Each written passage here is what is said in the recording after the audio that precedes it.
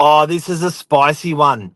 So the real estate agent says to the clients, you should sell at this number. And the client says, I've had a valuation at a higher number. Who's right? Who's wrong? Stay tuned.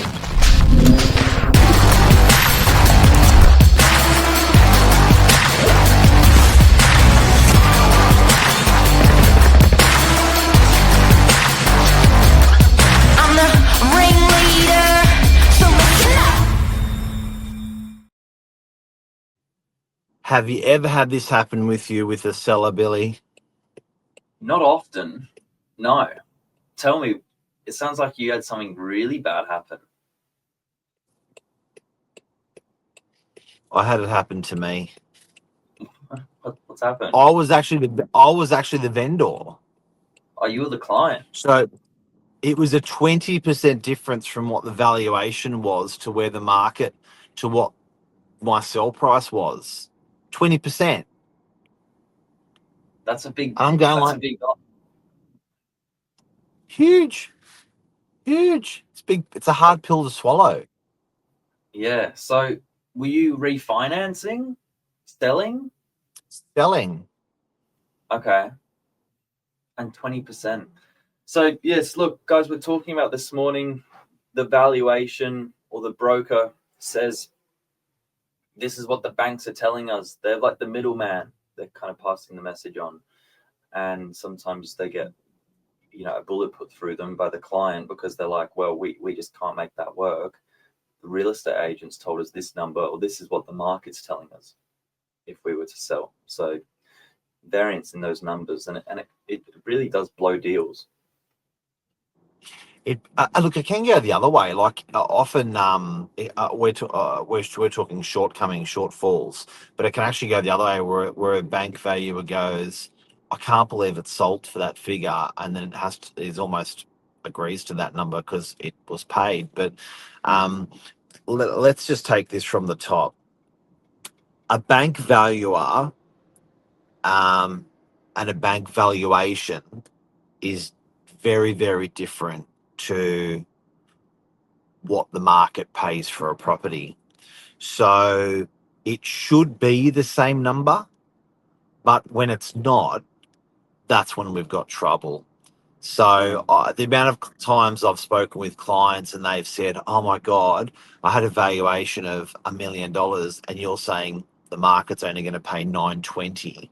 And it's like, I know. And the client always says, valuers are more conservative. So I just can't believe that that's where the market value is for the property.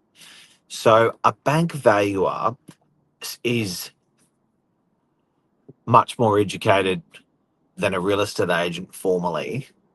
It's a degree, and is not educated by buyers. They are educated by recent sales in the area and substantiation. So when you get through the bank value and say, hey, what's my property worth?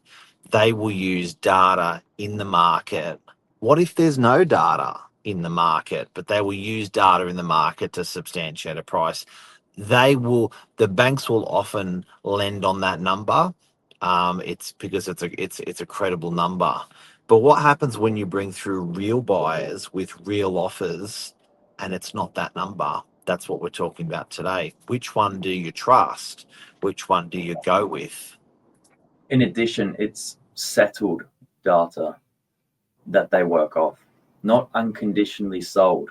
So in a market where the prices are growing 5% a quarter, which is what we see, and it may take 12 weeks for the property sold to settle, that will only become a part of their equation once settled, not unconditionally sold. So it tends to be trickier to substantiate valuations in a market where prices are growing, and vice versa in a market where prices are falling or stable.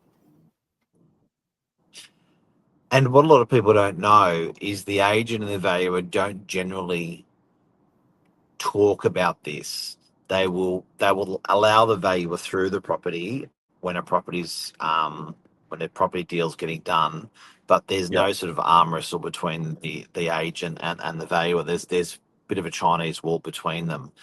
Where real estate agents and valuers do come together is valuers are always ringing us.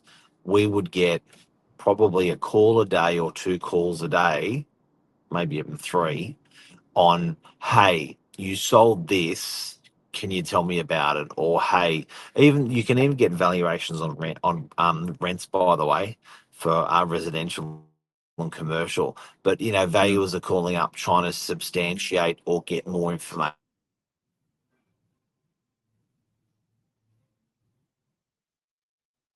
You just broken up a bit there, but yeah, that's exactly right. I think Mark will come back in a sec. Um, that valuations don't often have a full short, and you've got to you just came tuned out for a sec there, Mark. But they don't often have a full short. But I think where we probably do see them the most would be off the plan projects, big time differences between exchange and settlement when that market moves. Generally, towards those. So in our area, tends to not be a problem.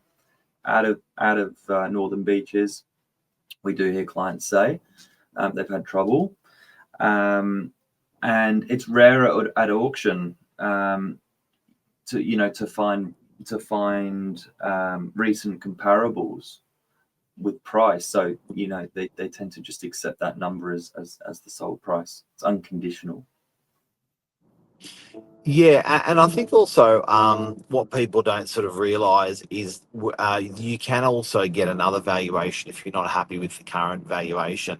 It may cost, Mm. it may be broker that you're using. So if you are unhappy with where that level of valuation comes in, i.e., you think it's worth 1.1 million, the valuation comes in at 1 million. You are really confident that it's 1-1. You know it's 1-1. Then you can actually always talk to your broker about getting a new valuation. Now, it's pretty hard, I do have to say, almost impossible to get the valuer to change their mind.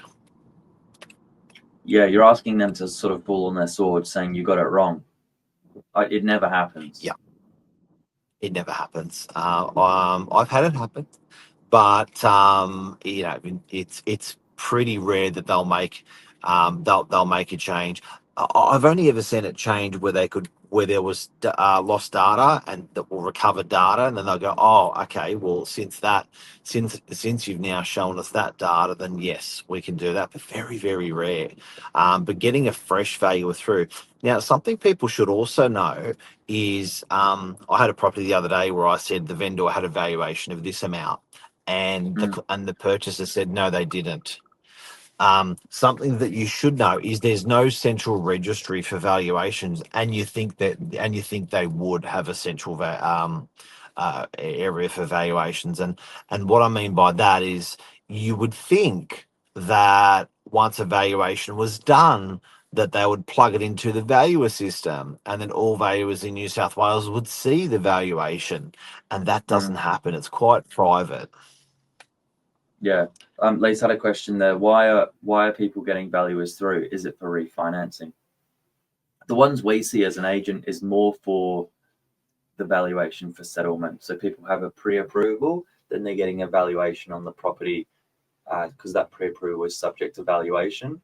The valuation we're providing access Yep. for is for unconditional finance. Yep. So that's a really good question Lisa's asked. The reason valuations are upheld in by financial institutions, legal institutions, they are not an they a real estate agent when a real estate agent cannot do a valuation unless they are a registered valuer. A real estate does an opinion of value, so they will Mm. guide where they think what people will pay for a property. The Mm. valuation certificate that you get can be used by a bank or in a court of law as a valuation. So they're quite highly regarded. They could cost anywhere between, I don't know, $1,500 to to $10,000, depending on the value and style of property that it is. But it's a very, very it takes a lot of time. The valuer has to inspect the property. The valuer has to do a lot of research and substantiation of price for the property. So, but where the deadlock happens is when us real estate agents bring real buyers and real offers after a 4-week campaign, and the owner says, I've had a valuation different to that, and I'm not going to sell it at that figure due to the valuation that I've had. So, boys and girls, there's an educational on valuations that you may not have known. Can I just sign off with this? The banks are conservative by design. Banks lend against the lower of the purchase price or the valuation. And about 80% of the loan to value ratio typically triggers that LMI. So when people are getting their valuations done, the shortfall, it then has to be topped up by the buyer tipping in a bit more cash, the valuation coming up. And that's the difference you're seeing. And the banks and the lending LMI and the mortgage insurer can make a bit of money if there's a bit more of a gap. Yeah. Sneaky. There you go. There you go. Have a beautiful, beautiful day. And thanks, Billy Bob, the old man in the young man's body. See ya. Take care. See ya. Bye-bye.